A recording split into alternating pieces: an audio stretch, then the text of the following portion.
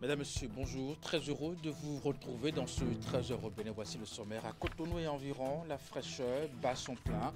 Sortie de chez soi sans prendre un minimum de précautions pour se protéger vous expose à de rudes épreuves de fraîcheur. Et pour d'autres, c'est la période des bonnes affaires. Les vendeurs de pulls, c'est le moment béni pour ces derniers avec des vêtements dont les prix augmentent au fur et à mesure que l'intensité de la fraîcheur monte. Ensuite, la communauté Kolo Kondé dans la commune de Djougou a vibré aux couleurs de la culture dans le cadre de la première édition de la fête de la fraternité et des cultures. Ce week-end, les filles et fils de cette localité se sont unis pour valoriser et faire la promotion de leur culture. Et pour finir, le bien-être des populations passe aussi par le sport.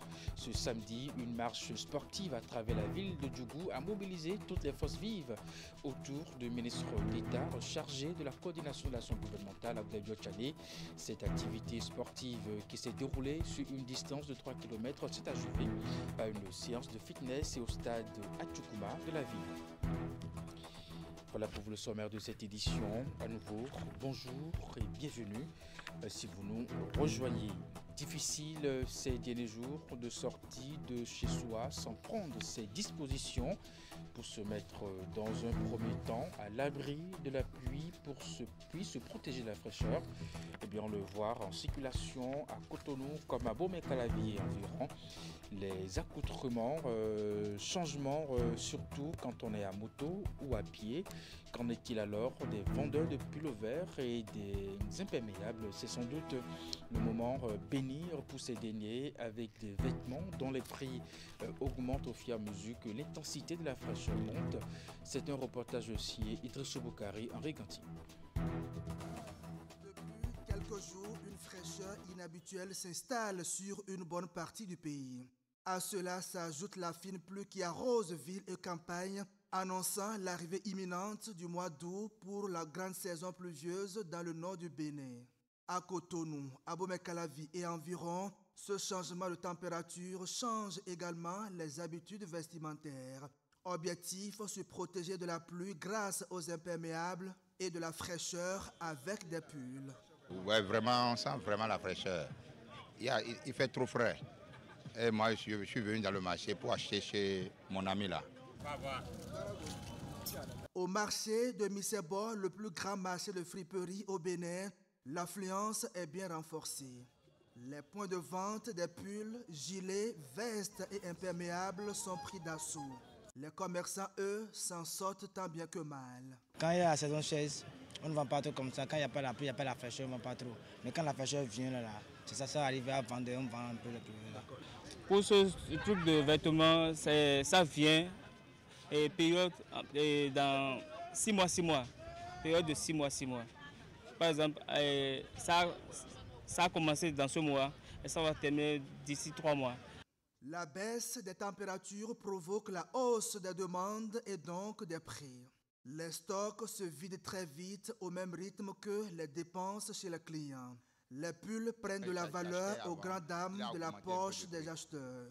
J'achetais les pulls verts à 2000, 2500 avant. Mais quand je suis venu maintenant, il me dit que les pulls verts, ça a augmenté de prix. Selon ce vendeur connu sous le nom de Aziz, cette hausse s'explique aussi par les coûts de production. Mais en réalité, la météo a clairement joué un rôle d'accélérateur. Avant, on prenait le bal à 100 000, 110 000, mais en période de fraîcheur, les prix explosent, allant jusqu'à 250 000. Dans ce cas, nous augmentons aussi le prix des vêtements.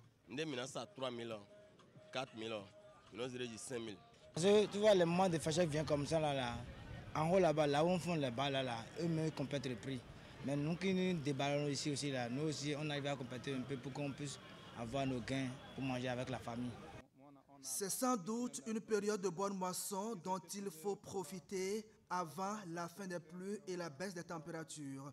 Aziz et ses amis le savent et multiplient les stratégies de marketing pour vider les commandes le plus tôt possible. Longtemps considéré comme une méthode de travail qui dure et est souvent utilisée par bon nombre de vulgarisateurs, le collage à feu est désormais concurrencé par d'autres approches, d'autres méthodes. Il s'agit de T-Top, colle forte et la marche de nouvelles méthodes efficaces et rapides. Une équipe de Canal 3 Télévision est allée à la découverte de ces méthodes de travail. Nous sommes avec Jules Eto, Simon Colono. Dès qu'on met pied dans cette vente, on tombe sur Fabrice, un jeune occupé à donner vie aux pneus abîmés. En s'approchant discrètement, on découvre qu'il s'affairait à recoller une chambre à air percée. Il avait trouvé l'endroit du trou et a déjà redonné vie à ce bout de caoutchouc fatigué. Selon lui, deux approches récentes, à savoir T-Top et colle forte, se révèlent particulièrement efficaces et permettent de simplifier considérablement le travail.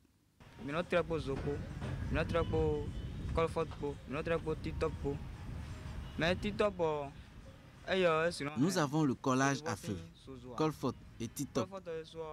Elles ne résistent pas contre le feu, mais elles sont rapides et sont souvent demandées par certains clients. Le collage à feu dure quand même.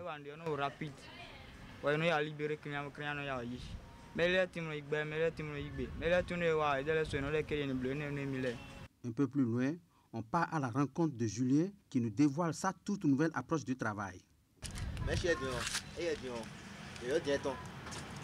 La méthode à mèche est récente. Elle est rapide et nous facilite la tâche. Une fois l'endroit percé retrouvé, on recolle sans problème et le client est satisfait.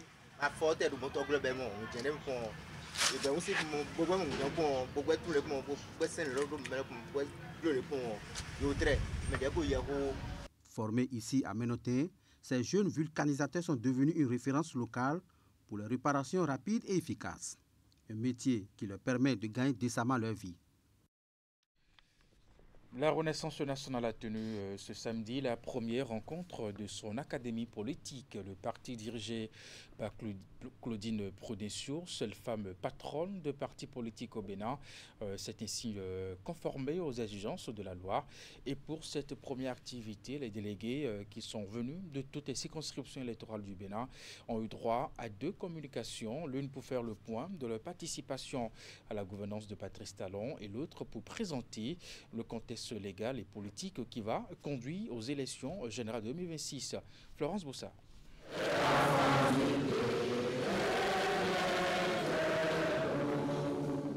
Vaste salle de réunion au siège du parti, tous les délégués du Rassemblement national venus des 24 circonscriptions électorales du Bénin pour participer à la première académie politique de leur creuset. Des hommes et des femmes de divers horizons géographiques et sociaux pour donner corps à la première édition de ce qui est projeté pour être l'espace par excellence de formation au militantisme et à la philosophie RN. Elle est un espace de transmission, un lieu de ressourcement idéologique, un creuset de maturation stratégique. Elle incarne la volonté de notre parti de se projeter vers l'avenir avec lucidité et méthode dans le respect total de la ligne politique que nous avons choisie, celle de la majorité présidentielle conduite par le président Patrice Talon. Ce sera donc désormais le cadre idéal de formation des militants et leaders du parti aux réalités et contextes de la vie politique béninoise. Et pour bien commencer, 2 communications pour préparer les militants aux enjeux électoraux de 2026 à la lumière des éléments qui fondent le cadre institutionnel et légal de ce rendez-vous électoral.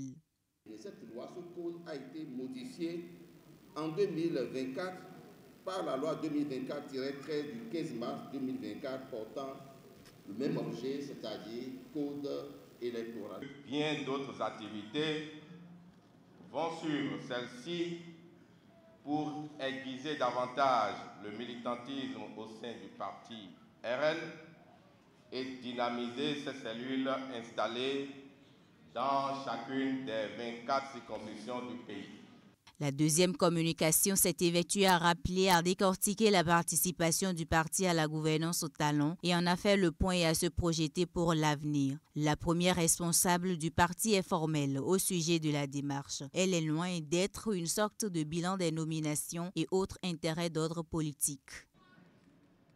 Notre approche évaluative met beaucoup plus l'accent sur la relation entre le poids de notre parti politique et l'ampleur de sa participation à la gestion des affaires publiques. Comme s'ils n'attendaient que cela depuis bien longtemps, les participants à ce rendez-vous d'échange sur les choses les plus essentielles en attendant 2026 ont bien profité pour se faire une idée des grands défis qui les attendent. La question des 20% et l'impérieuse nécessité d'un engagement pour se frayer un chemin. Ce rassemblement était vraiment nécessaire parce qu'aujourd'hui, on comprend mieux tout ce qui est contenu dans le code électoral. Et aussi, on est préparé à mieux mobiliser pour notre parti au niveau de nos communautés. En plus de ça, nous comprenons déjà qu'est-ce qu'il faut fournir en tant que candidat ou candidate pour pouvoir candidater aux échéances prochaines en 2026. Et aussi, on a compris le sens de rassemblement de RN qui prend en compte, qui fait l'inclusion. Lentement mais sûrement, le parti RN se prépare pour la grande bataille de 2026, à commencer par les élections législatives, communales, municipales et locales. En attendant la vitesse de croisière qui engage assez d'énergie et surtout de stratégie, les militants RN se promettent ferveur, engagement et solidarité pour mieux connaître les grands acquis de la gouvernance talon à laquelle ils ont participé. Après l'ouverture de la première session ordinaire du Conseil économique et social au Bénin au titre de l'année 2025, les conseillers se sont aussitôt mis au travail. À la fin de la première journée, le président du CES, Conrad Baguidi, a fait le point de ce qui a été fait. On l'écoute au micro de Roulette Sanoussi, Moufi Saboura. Mesdames et messieurs les conseillers, chers collègues, nous arrivons à la fin de cette séance plénière d'ouverture de notre première session ordinaire de l'année 2025. Permettez-moi avant toute chose d'exprimer mes sincères remerciements à chacun et à chacune d'entre vous pour la qualité de votre participation et l'esprit constructif qui a animé nos échanges tout au long de cette séance. Nous avons ensemble franchi plusieurs étapes importantes aujourd'hui. D'abord, l'adoption pour le procès verbal de la troisième session extraordinaire de l'année 2025. Ensuite, nous avons procédé à l'examen de la décision DCC 25-196 du 19 juin 2025 rendue par la Cour constitutionnelle relative à notre règlement intérieur. Comme vous l'avez suivi, cette décision nous a amené à corriger deux articles, l'article 2 et l'article 3, alinéa 4, dans un esprit de respect des institutions républicaines. Enfin, nous avons suivi avec un grand intérêt la restitution des travaux des premières sessions extraordinaires et ordinaires des conseils départementaux. À cet égard, je salue les efforts des coordonnateurs départementaux pour la clarté de leur présentation et la participation importante des autres collègues. Je remercie également tous les conseillers pour leurs observations éclairées qui ont permis d'enrichir et d'ouvrir des perspectives sur nos réflexions futures. On parle santé à présent. Le financement de la santé au Bénin en débat à une conférence de haut niveau qu'abrite le Palais des Congrès de Cotonou du 10 au 11 juillet. Dernier, le rendez-vous a mobilisé des représentants des gouvernements, des organisations internationales, des professionnels de la santé et des partenaires aux commandes de la plateforme du secteur sanitaire privé en collaboration avec le ministère de la Santé et la Fédération ouest-africaine du secteur privé de la santé. Le point de ces 2 jours des travaux dans ce reportage de Ingrid Der. C'est un petit pas, mais en réalité un pas de géant que viennent de poser ces acteurs du système sanitaire privé et public du Bénin. Porté par la plateforme du secteur sanitaire privé en collaboration avec le ministère de la Santé et la Fédération ouest-africaine du secteur privé de la santé, cette conférence de haut niveau permet de repenser le financement de la santé avec des approches plus innovantes, inclusives et durables.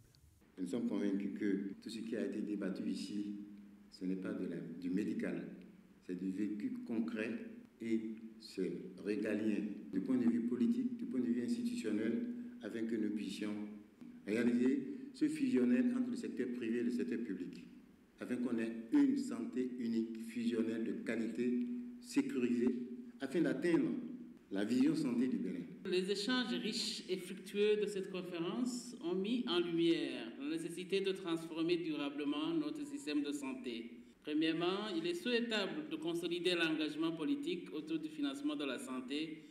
Deuxièmement, nous devons accélérer l'intégration du secteur privé dans les dispositifs nationaux. Troisièmement, la réussite de cette transformation repose sur la structuration des partenariats publics-privés autour de cadres juridiques solides, transparents et équilibrés. Organisé avec le soutien financier de l'Organisation mondiale de la santé et celui de l'Association béninoise pour le marketing social et la communication pour la santé, ces assises ont réuni les participants autour du thème « Construire des systèmes de santé résilients, tirer parti des partenariats publics-privés pour un financement durable de la santé ». Cette conférence aura été l'occasion pour nous d'explorer des questions aussi cruciales que celles portant sur la médecine de groupe, le renforcement du cadre réglementaire pour le financement, un financement beaucoup plus soutenu en faveur de la santé, l'engagement également pour la mise en œuvre, sinon l'opérationnalisation de la responsabilité sociétale des entreprises, les questions de turnover qui constituent des questions essentielles pour la suivi des établissements de santé privés. Ces 2 jours d'échange ont permis à ces participants de jeter les bases solides pour des partenariats publics-privés au service des populations. Une ambition qui repose sur des engagements concrets et des actions structurantes. Un compte rendu de Ingrid Day, présenté par Candide Rourinto. Dans un autre volet, activité de reboisement de l'association professionnelle des banques et établissements financiers du Bénin. Les membres se sont rendus, bien entendu, samedi dernier sur le site de la forêt classée de Rouedo. C'est dans la commune d'Abomey-Calavi pour mettre en terre des plants sur une superficie d'un hectare. C'est une action pour redonner vie à cet environnement précieux pour la nature. Didi Godalo, Jocelyn Berriga. Sur cet espace de la forêt classée de Rouedo, dans le département de l'Atlantique, ces membres de l'association professionnelle des banques et établissements financiers du Bénin sont en pleine activité de reboisement. Voilà, maintenant vous déposez ça. Très bien.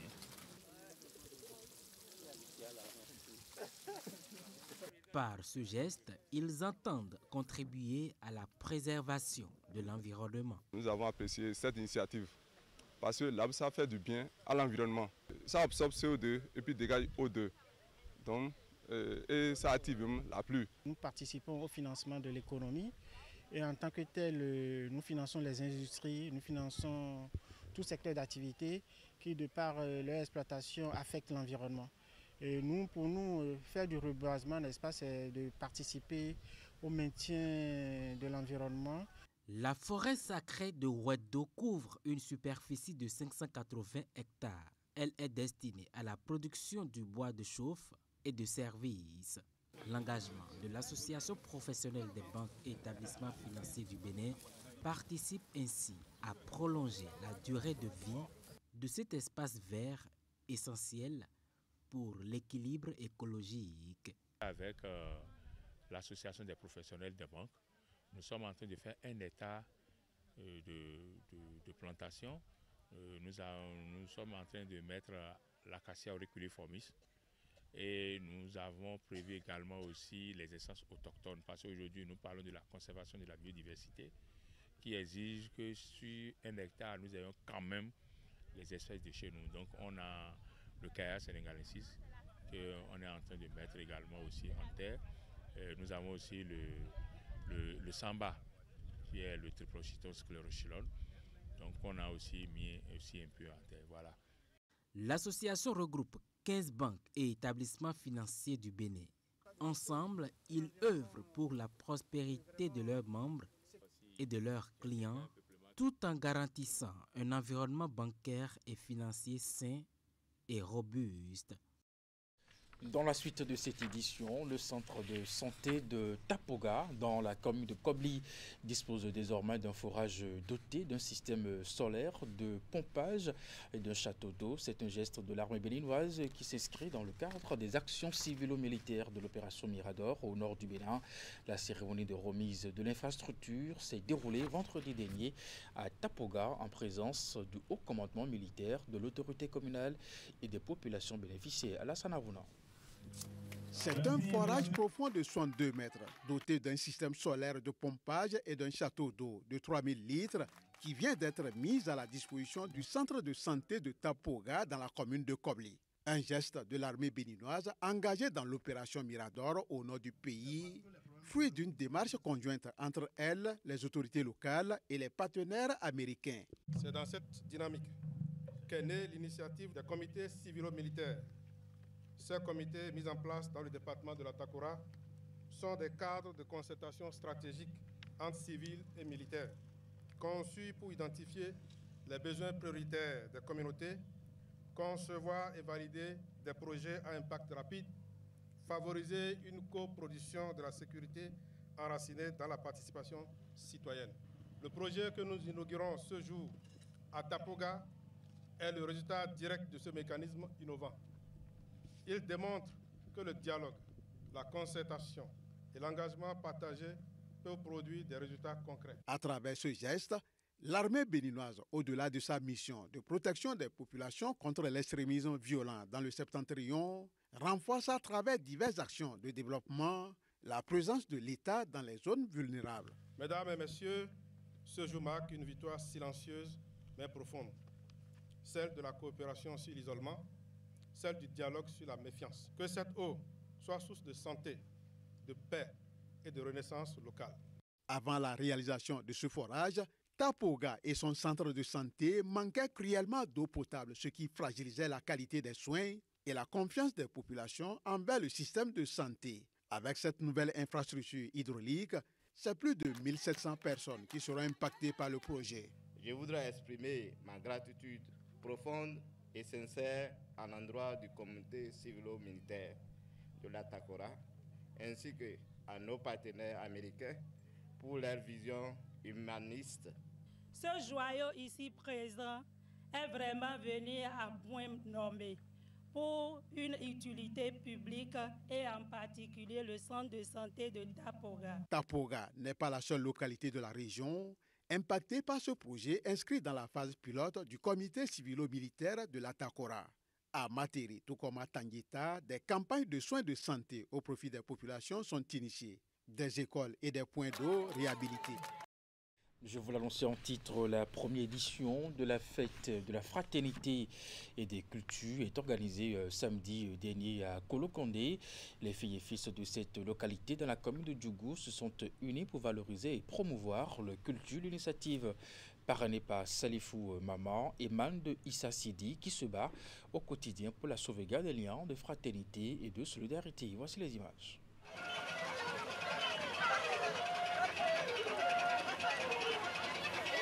Cette gigantesque caravane ouvre le bal des manifestations de la fête de la fraternité et des cultures à Kolokondé. Après un bref parcours, cap sur le terrain de football de cette localité pour les manifestations proprement dites.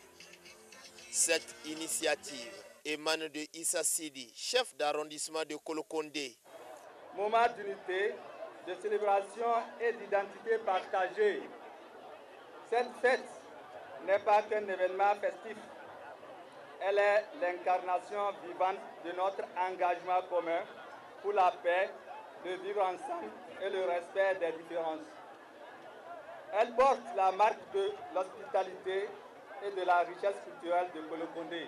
Cette terre de valeurs, de tradition et d'harmonie. Moment de convivialité et de communion. Cet événement culturel est parrainé par Salifou Mamam. Chères autorités, chers invités, jamais Kolokondé n'a connu un tel élan collectif.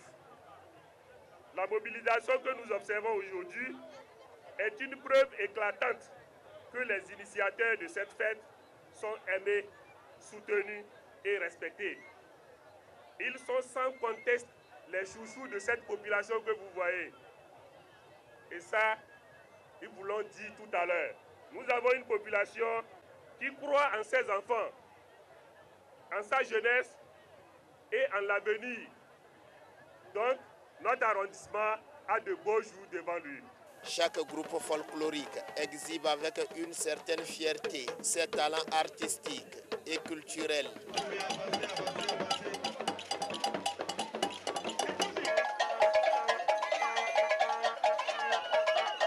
À l'honorable Abdoul Malika Gomina de montrer à quel point Kolokondé est redevable au gouvernement Talon. Ce que je voudrais dire ici, c'est tout simple.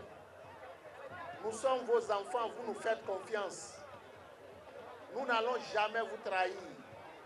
C'est pourquoi chaque fois nous viendrons vous dire où il faut aller. Aujourd'hui, la voie de Kolokondé, cette injustice est en train d'être réparée. Banikwara Djougou, depuis 1960, cette voie n'a jamais été bitumée. Aujourd'hui, alors qu'elle traverse des communes productrices, aujourd'hui il y a un homme, le président Patrice Talon, qui a compris qu'il faut corriger cette injustice et c'est déjà en train d'être fait. Les aveugles ont vu, les sourds ont entendu. Est-ce que nous ne devons pas lui dire merci? Merci, Monsieur le Président. Kolokondé est très reconnaissant. Djougou est très reconnaissant pour les travaux de modernisation. Mais vous savez, nous sommes restés pendant longtemps affamés, donc nous avons faim. Nous en demandons encore beaucoup plus. Les invités de marque et figures de proue de développement se disent sidérés par cette mobilisation. Ils s'engagent aux côtés des autorités locales pour le développement harmonieux et durable de Kolokondé.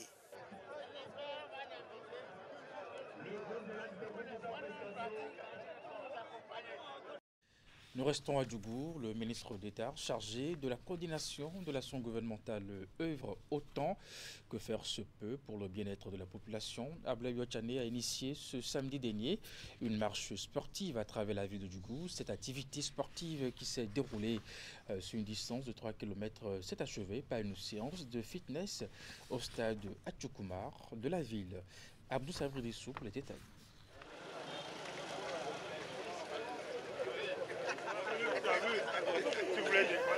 Une marche sportive dénommée Bénin Sport pour tous s'ébranle à travers la ville de Djougou.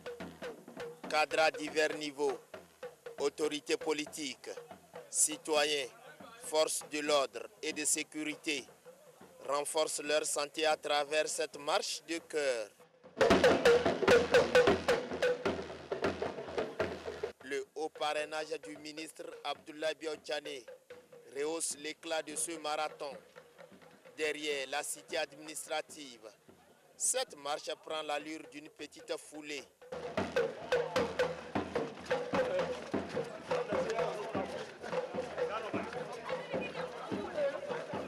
Point de chute, le stade Atchoukouma de Djougou. Ici, du matériel de fitness et spinning est exceptionnellement déployé.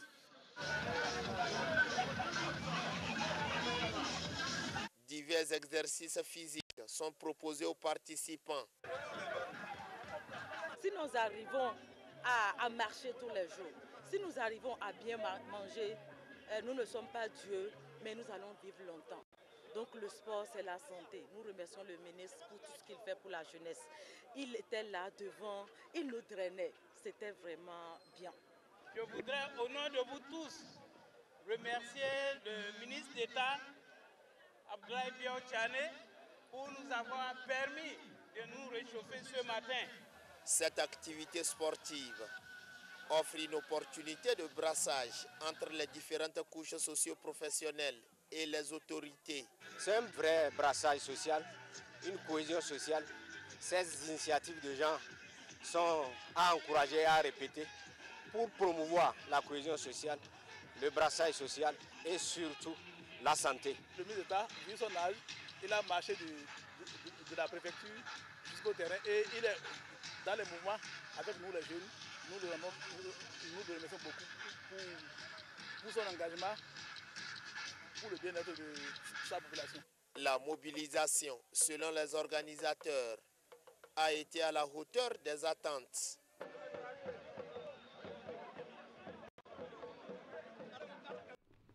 On parle aussi sport pour finir cette édition. Le président de la Confédération africaine des sports boules a tenu ce samedi 12 juillet à Cotonou une conférence de presse d'annonce d'un événement majeur de pétanque qui pointe à l'horizon. Il s'agit des Nocturnes de pétanque, une compétition voulue par le chef de l'État et qui va se tenir dans le cadre de la célébration des 65 ans d'indépendance du Bénin. Face aux hommes des médias, El Hadj Idrissou Ibrahima a insisté sur la tenue de cet événement à venir et salué cette initiative du président Patrice Talon de promouvoir davantage les sports boules, la pétanque en particulier. Les détails avec Kanté Rourinto, Rachid Soubérou.